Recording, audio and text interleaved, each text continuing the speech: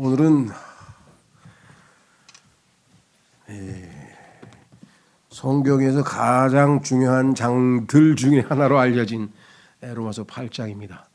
상당수의 훌륭한 그리스도인들은 로마서 8장이 성경의 진주 중에 진주다. 그러니까 성경 전체의 진주를 우리가 로마서라고 하는데, 그 로마서에서도 가장 핵심적인 부분이 이 로마서 8장이기 때문에 로마서 8장의 위대함에 대해서 많은 목회자들이나 이런 분들이 언급을 굉장히 많이 했어요. 물론 어떤 분들은 단정 지을 수는 없으니까 성경에서 가장 중요하고 핵심적인 장들 중에 하나다 이렇게 얘기하시는 분이 있고, 아주 단적으로 그냥 성경 중에 가장 중요한 부분이 로마서 8장이다. 우리의 구원 교리가 다 함축되어 있기 때문에 그러겠죠. 우리의 과거, 미래, 현재가. 그런 의미에서 하여간 로마서 8장에 대해서는 우리가 좀 잘 숙지해야 될 텐데, 자, 아시다시피 우리는 로마서를 지금 공부해오면서 15번째에 와 있습니다. 1장서부터 5장 11절까지 1장서부터 5장 11절까지는 한마디로 하면은 정죄와 칭의입니다. 죄로 인한 정죄, 그렇죠? 믿음으로 인한 칭의. 그래서 5장 11절까지를 우리가 일반적으로 구원교리의 기초라고 하는데, 문제는 대부분의 그리스도인들이 이것조차도 모르시는 분도 많고 이것조차도 잘 몰라가지고 막 엉성하게 그냥 예수 믿고 하늘나라 간다 막 이렇게 두리뭉실 하시는 분도 있고, 그래도 좀 열심히 구원에 대해서 제대로 배운 사람들은 로마서 5장 11절까지 해서 소위 말하면 죄로 인한 정죄, 그런데 믿음으로 인한 칭의, 이렇게 해서 로마서 5장 11절까지는 잘 이해하고 있는 분들도 꽤 있습니다. 문제는 5장 11절서부터 21절까지는 5장 12절서부터 21절까지는 6장으로 넘어가면 우리의 신앙생활, 성화죠. 칭의에서 성화로 넘어가는 요 일종의 다리에 해당하는데, 이게 교량, 다리에 해당하는데, 이 연결교리를 잘 이해하지 못하면 또 문제가 생겨요. 이게 어려운 부분이에요. 성경에서 지난번에도 우리 공부해 보셨으니까 아시지만 한 번에 슬쩍 공부해가지고 될 일도 아니고 어렵습니다. 그런데 자, 중요한 거는 1장서부터 5장 12절까지는 개개인의 죄에 대해서, 그렇죠? 죄를 다뤘어요. 그들이 지은 죄들을 다루었는데, 이번에는 개개인이 아니라 인류 전체를 대상으로 해서 아담의 후손들, 아담과 아담의 후손들 전체와 예수 그리스도를 믿고 예수님을 따르는 사람들 전체, 이렇게 해서 집합적으로, 집단적으로 두 개를 다루고 있기 때문에 인류 전체를 향한 아주 교리의 아주 기본이라고 할 수가 있는데요. 그러니까 로마서 5장 12절서부터 21절까지를 잘 이해하면, 아담 안에 있는 것과 그리스도 안에 있는 것, 그러니까 아담으로 인한 유산, 우리가 물려받은 유산과 예수님을 믿고 난 다음에 예수님께서 우리에게 주시는 상속 유산이 얼마나 차이가 있는지를 우리에게 보여줍니다. 그래서 여기 지금 앞부분에 이렇게 썼죠. 로마서 5장에서 교재에 보시면 우리는 그리스도 안에 있는 선물, 이걸 값없는 선물이라 그랬는데 5장 15절에서 17절까지 잘 설명되어 있죠. 예수님을 통해서 우리에게 주신 선물, 아담 안에서 물려받은 것보다, 그렇죠, 죄죠, 사망, 죄와 사망이죠, 훨씬 뛰어난 것임을 보았고, 자, 그 다음에 6장에서는 우리가 그리스도와 연합하는 것을 보았으며, 우리가 하나 됐단 말이죠. 예수 그리스도와 연합되었는데 초점은 뭐냐? 예수 그리스도와 함께죠. 연합이라고 하는 것은 함께 예수 그리스도와 함께 죽었고 함께 부활했어요. 이게 로마서 6장의 초점이에요. 예수 그리스도와 함께 죽었고, 그렇죠, 죄에 대해서. 그다음에 예수 그리스도와 함께 부활해서 생명의 새로운 가운데서 살게 되었다, 이렇게 됐습니다. 자, 그다음에 7장의 핵심은 죄가 아니고 이번에는 율법입니다. 율법.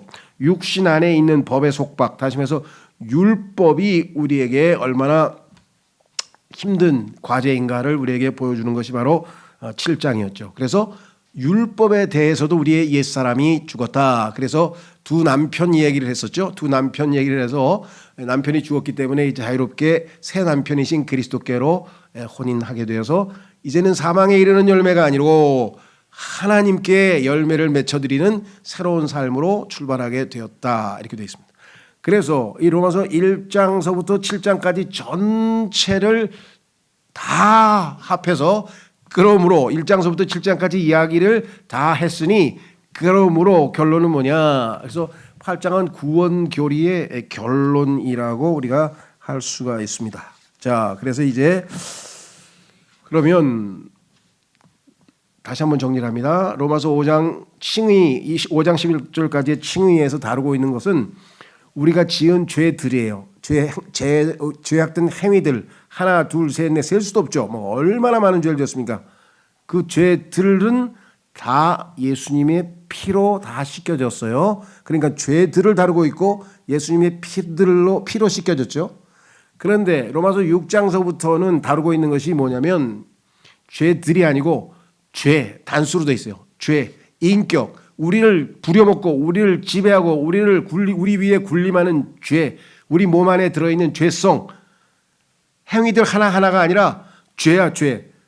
쉽게 얘기하면은 죄들은 제품이고 죄는 공장이야, 죄 공장. 그래서 이번에는 피로 씻을 수가 없어. 공장을 어떻게 피로 씻어요? 그래서 공장 어떻게 해요? 십자가에 못 박아서 폐쇄시켜버려야 돼. 공장이 더 이상 돌아가질 않아요. 이걸 알면 죄를 안 줄 수 있지. 그런데 속아서 자꾸만 죄 공장에서 죄를 만들어내는데 우리 안에, 우리의 육체 안에 죄가 거하고 있다 그랬잖아요. 그렇죠? 그러니까 죄들, 피, 죄, 십자가 요 차이를 아셔야 돼요. 6장서부터 다루고 있는 게 초점이 달라요. 단수로 죄가 단수로 들어가 있고 그 다음에 핵심은 예수님의 피는 우리의 죄들을 씻어서 받게 하는 것이고 그 다음에 핵심되는 것은 십자가에서 옛사람이 죽고 죄의 몸이 멸해서 이제 새 사람으로 살아가는 그것을 이해하셔야 돼요. 그래서 5장까지를 우리가 뭐라 그랬습니까? 죄인들을 위한 복음. 죄인들을 위한 복음은 뭐냐면 주어가 그리스도야. 그리스도께서 우리의 죄를 우리를 위해 죽으셨다. 그 다음에 6장서부터는 성도들을 위한 복음.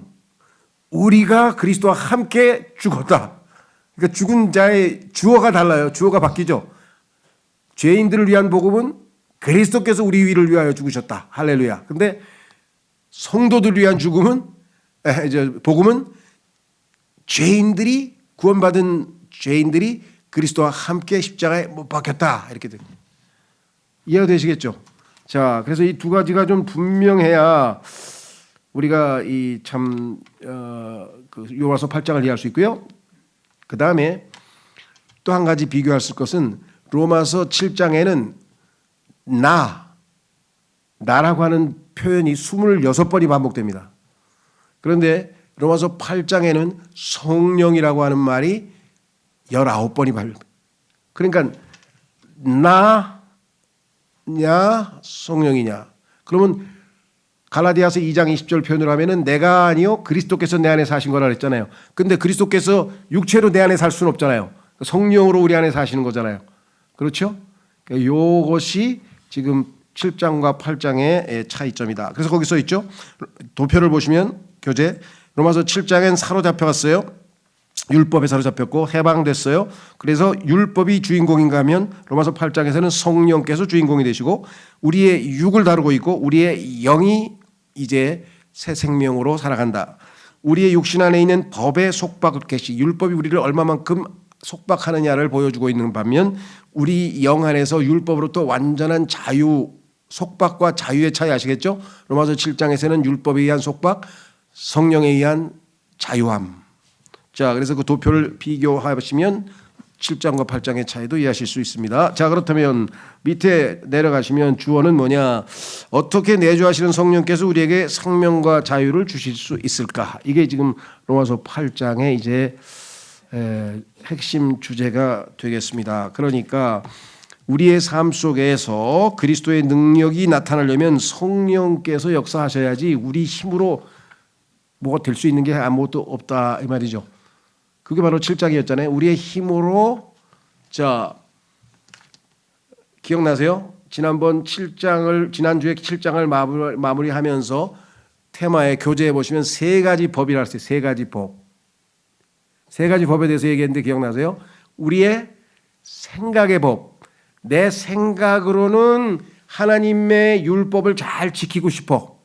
그러니까 하나님의 법이 있고 거기에 반응하려고 하는 내 생각의 법이 있어요. 그런데 지키려고 막 노력하려고 하는데 생각의 법보다 훨씬 파워가 강한 죄의 법이 드러나서 나를 못하게, 율법을 못 지키게 눌렀단 말이죠. 그러니까 이 세 법만 있으면 악순환이야. 하나님의 법 선합니다. 율법은 선하고 거룩하다 그랬죠. 그런데 너무나 좋아서 내 생각의 법으로는 이 율법을 따라서 하나님을 기쁘시게 해드려야지 순종하려고 하는데 옆에 있던 죄의 법이 무슨 소리야 하고 나를 잡아 끌어가지고 다시 아무것도 못하게 무기력하게 만들었다. 여기서 벗어나려면 뭐예요?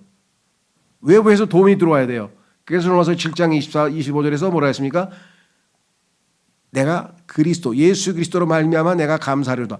누가 나를 이 사망의 법에서 사망의 몸에서 구해내겠는가? 답은 예수 그리스도라 그러죠.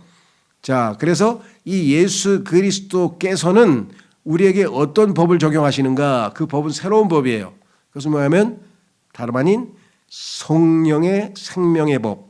자, 잠깐만요. 생명의 성령의 법이니까 어디 보자. 예, 생명의 성령의 법. 생명의 영의 법이라는데 영어는 이제 두껍 굵은 글씨죠. 생명의 영의 법. 2절에 보시면요. 우리 보통 굵은 글씨일 때는 성령이라고 했는데 여기서는 이제 그 굵은 글씨이기 때문에 영을 굵은 글씨로만 썼네요. 자, 그래서 다시 돌아오시면 교재로 가보시면 어떻게 내주하시는 성령께서 우리에게 생명과 자유를 주실 수 있겠는가를 우리가 다루게 되는데, 자, 드디어 이제 생명의 성령의 법이 등장합니다. 첫 번째 1절서부터 4절까지 먼저 보겠습니다. 정죄함이 없음. 자, 교재가 아니라 성경으로 가보시면 로마서 8장 1절. 그러므로, 자, 문제는 이 그러므로에 대해서도 학자들이 이게 왜 느닷없이 그러므로가 나왔을까? 세 가지 견해가 있어요. 첫째는 로마서 1장서부터 7장까지의 모든 교리를 다 설명했기 때문에 총괄적으로 그러므로 앞에 거 다 배웠지 않았느냐? 그러므로 정죄함이 없다. 이제 우리에게는 그리스도 예수 안에 있는 자에게는 결코 정죄함이 없다. 그렇죠? 이렇게 하는 게 있고요.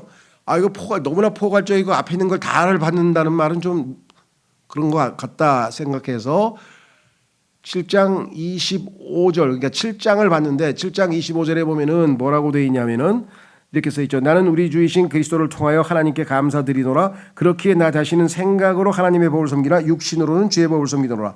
그러니까 생각으로는 하나님을 섬기는데 육신으로는 죄의 법을 섬기기 때문에 결국은 승리하지 못하는데, 그러므로 우리에게는 이제 승리할 수 있는 생명의 성령의 법이 있다는 것을 보여주기 위한 것이다. 이렇게 얘기를 하는데, 문제는 그러므로 다음에 제일 먼저 나오는 게 그 내용이 아니고 1절에 이제 그리스도 예수 안에 있는 자들에게는 정죄함이 없다는 표현이 나왔잖아요.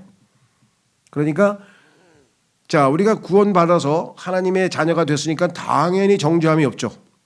그렇죠? 그런데 구원받은 그리스도인이라 할지라도 로마서 6장에 있는 것처럼 육신에게 끌려다녀서 죄를 짓고, 죄를 짓는 것을 이렇게 벗어나는가 싶었더니 다시 율법에게 끌려다니면서 하지 말아야 될 나쁜 일을 하고, 그러다 보니까 이렇게 그리스도인이라 할지라도 반복되는 죄와 육신의 결과인 죄와 사망의 법에 의해서 우리가 죄악을 짓더라도, 그리스도인인데도 죄를 짓더라도 그래도 그리스도께서 도우시면 문제가 해결이 되니까 이거는 그러므로 정죄함이 없다. 그래서 정죄함이 없다는 것에 초점을 맞췄다, 이렇게 볼 수가 있어요. 그래서 이거는 하여간 일치된 견해가 없어요. 그래서 많은 사람들의 경우에는 그러므로에 대한 해석은 각각의 생각에 따라서 달라질 수 있다, 이렇게 나오니까 좀 여러분들이 한번 스스로 생각해 보시고요.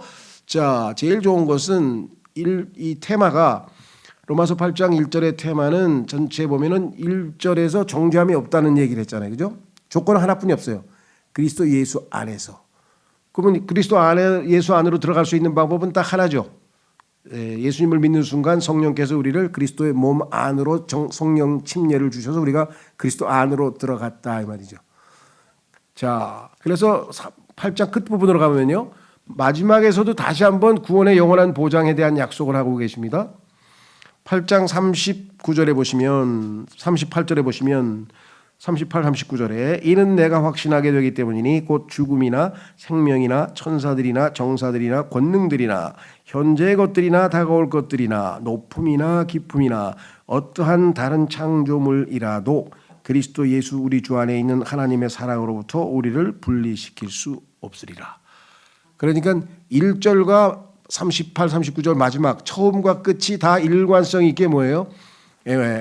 예수 그리스도 안에서 우리가 누리는 구원의 영원한 보장에 대한 설명을 해주고 있는 거죠. 그러니까 결론이 바로 하나님의 구원은 영원히 보장된다. 이 얘기를 지금 하고 있는데 문제는 구원만 미래에 영원히 하나님과 함께 있고 형벌을 받지 않는다는 그것만이 아니라 중요한 거는 매일매일의 하루하루의 삶에서 어떻게 구원을 향유한다 그러는데 구원을 실천하고 누리고 살아갈 수 있느냐 그 얘기를 지금 하고 있죠. 그래서 답은 생명의 성령의 법. 주인공이 이제 율법이 아니고 성령이 되는 것이죠.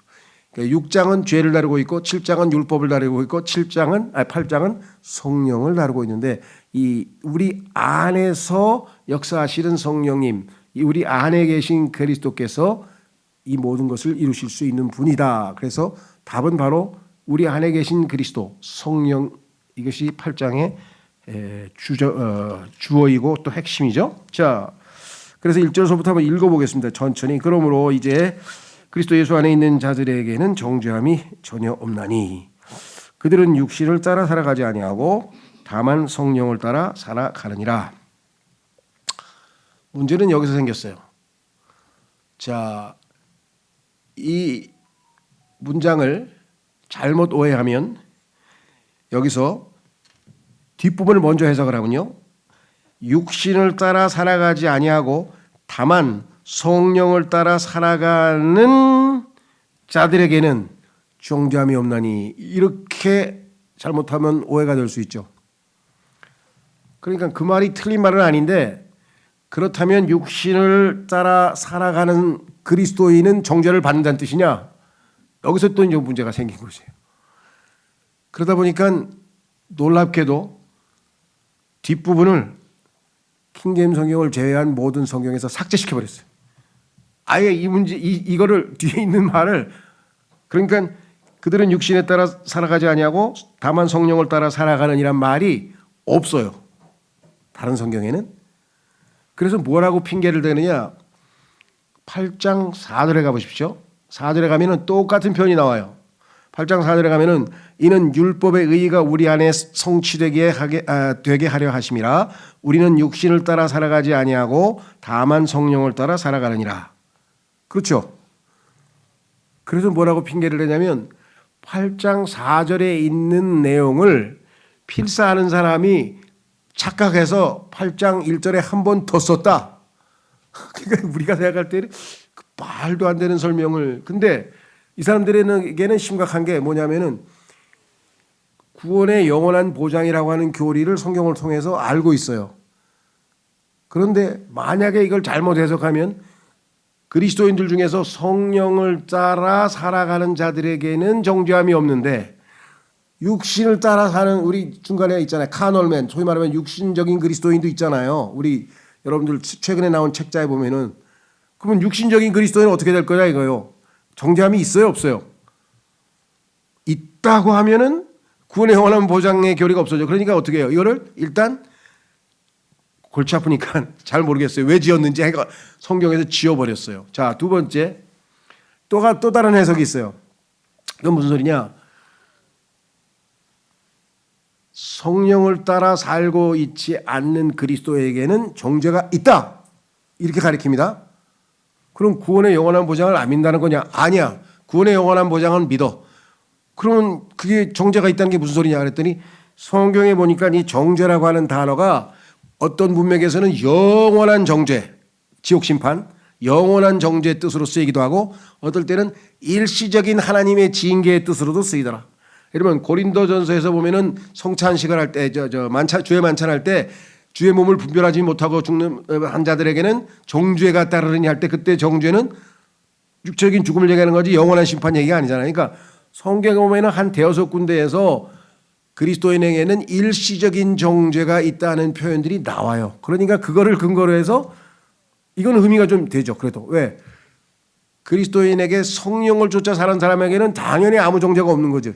영원한 정죄도 없고 일시적인 정죄도 없는데 육신을 따라 사는 그리스도인에게는 정죄가 있다. 그거는 일시적인 징계로서 하나님의 징계를 통해서 정죄를 받고 그가 회개해야 된다. 이렇게 설명을 합니다. 그러니까 이게 이제 럭먼 박사의 해석인데 어쨌거나 해석은 두 가지예요.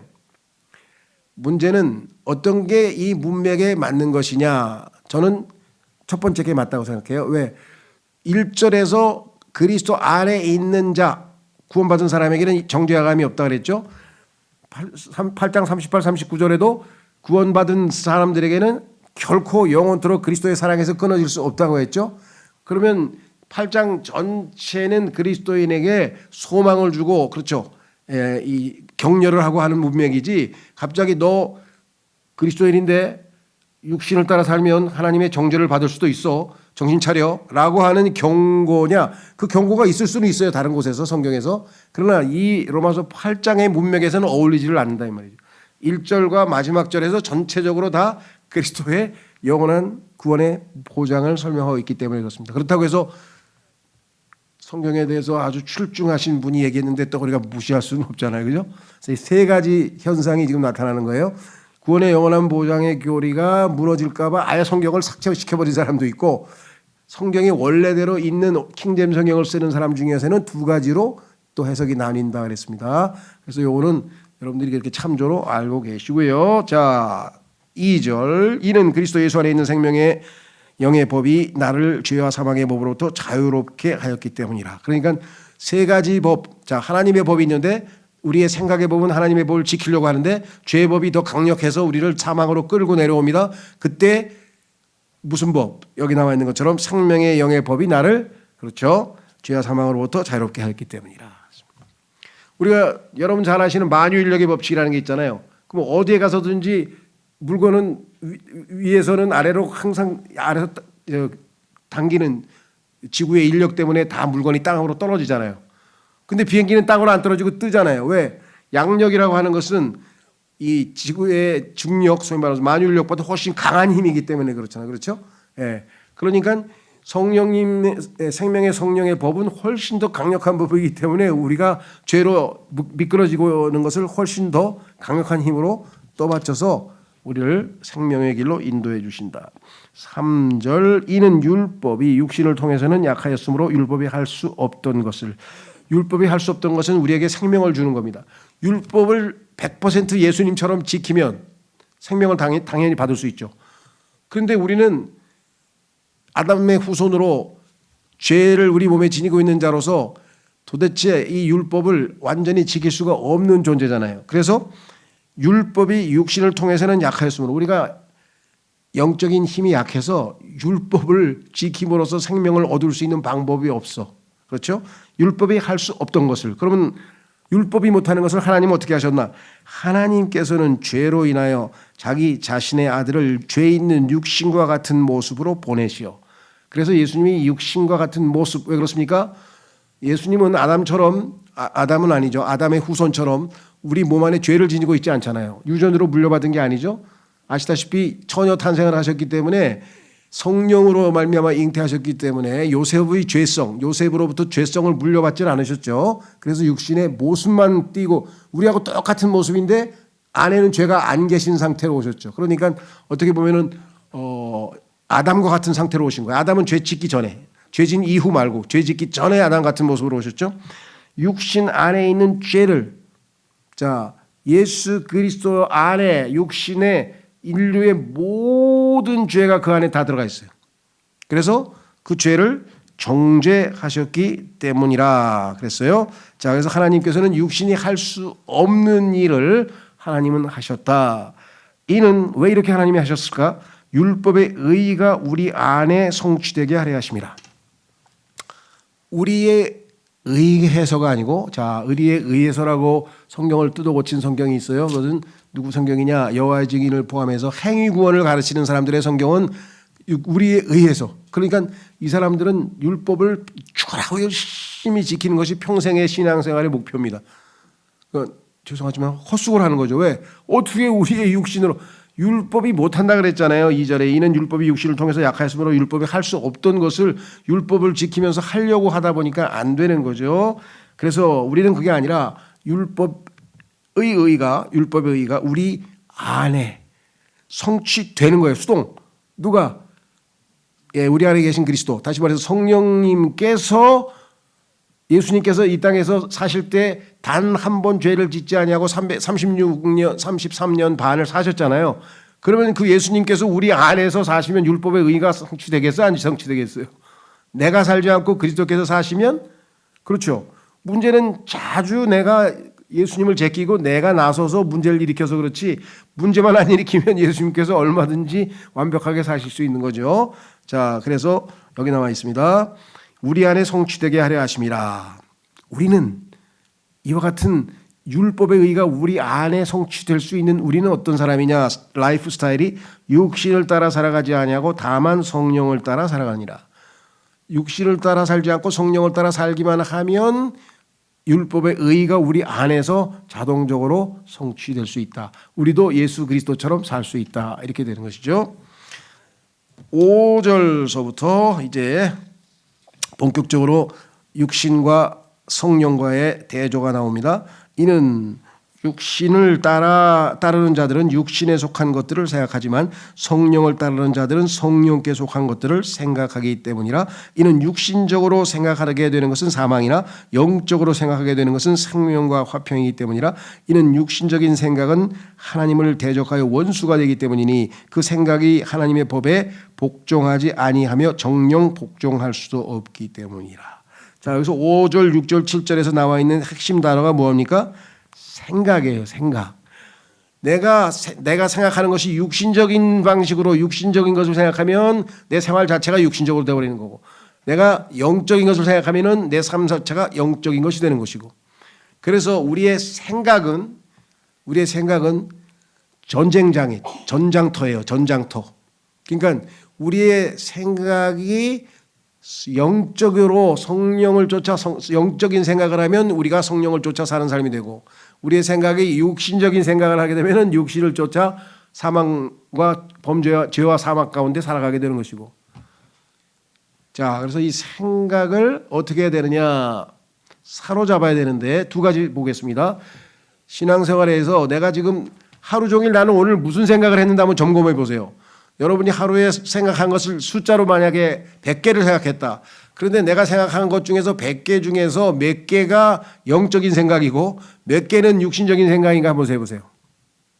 자, 우선 한번 확인해 보겠습니다. 첫 번째는 고린도전서 10장. 고린도전서 10장으로 가보시면 이렇게 써 있어요. 고린도후서 죄송합니다. 고린도후서 10장에 가면은요, 우리의 영적 생활에 있어서의 핵심은 뭐냐 이렇게 써 있습니다. 자, 3절 보시면은요, 고린도후서 10장 3절에 이렇게 써 있죠. 이는 비록 우리가 육신 안에서 살아간다 할지라도, 자, 우리는 육신을 따라 살지는 않지만 위치는 여전히 육신 안에 있어요. 왜? 우리 몸 안에서 벗어나지는 않았잖아요, 그죠? 내 혼과 내 영이 육신을 벗어난 건 아니잖아요. 지리적 위치는 여전히 육신이야. 그런데 영적 할례, 그리스도의 할례에 의해서 사실은 내 육체와 우리는 육신의 죄들의 몸을 벗어버린 상태예요. 그래서 그런 얘기 말씀드렸죠. 그 얼음, 플라스틱 용기에 이렇게 조그맣게 이렇게 사각형으로 된 거, 거기에 물이 땡땡 얼었어요. 그러면 완전히 붙어 있으면 요거는 구원받지 못한 상태고, 요게 뭐 옆으로 이렇게 딱 쪼개지든지 아니면 뜨거운 물 속에 집어넣으면 딱 빠져나오죠. 분리되죠.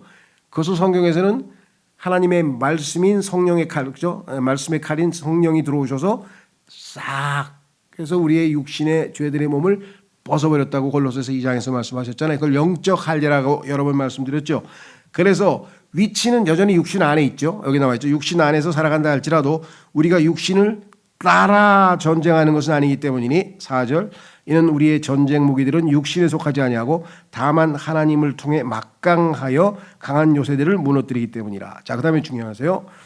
우리는 상상들과, 이게 생각이죠, 하나님의 지식을 대적하여 스스로를 크게 높인 모든 것을 저마다 허물어뜨리며, 두 번째, 모든 생각마다 사로잡아 그리스도께 순종하게 하고, 우리의 생각을, 즉 육신적인 생각을, 망상을, 잘못된 상상을, 그렇죠, 하루 종일 여러분들이 이 생각 저 생각 이 생각 저 생각 하는데 그중에서 하나님의 성령과 조율되지 아니하고 핀트가 안 맞는 육신적인 생각 이런 것들을 다 사로잡아서 그리스도께로 갖다 바쳐야만 우리가 승리할 수 있지. 그 생각을 계속 머물고 있잖아요. 그 생각을 계속 지니고 있잖아요. 그게 근심이 됐든 걱정이 됐든 아니면 누구에 대해서 복수를 해야 되겠다는 생각이 드는 간에 그거를 계속 붙들고 있으면 그것이 우리의 행동으로 바깥으로 나온다고 잠언에 써 있어요. 모든 사람은 자기가 생각하고 있는 것은 언젠가 행동으로 옮깁니다. 그렇죠. 뭐 스토킹을 해서 누구 죽이겠다는 것도 아주 극단적인 얘기지만 밤낮 그 생각을 하고 있는 거잖아요. 어떤 생각을 하는 거죠. 예. 자, 그 다음에 그러면 어떤 생각을 우리가 해야 될까 확인해 보겠습니다. 빌립보서 한 구절만 더 찾아보겠습니다. 빌립보서로 가게 되면은 어떤 생각을 해야 영적인 생각에서 우리가 승리할 수 있는가. 지금 얘기하는 것들은 육신적인 생각이 아니라 영적인 생각입니다. 생명과 평안을 가져다 주는 생각이에요. 영적인 생각은 우리에게 생명과 평안을 가져다 준다 그랬는데 그 생각은 바로 빌립보서 4장에 써 있어요. 빌립보서 4장 보세요. 뭐라고 써 있나?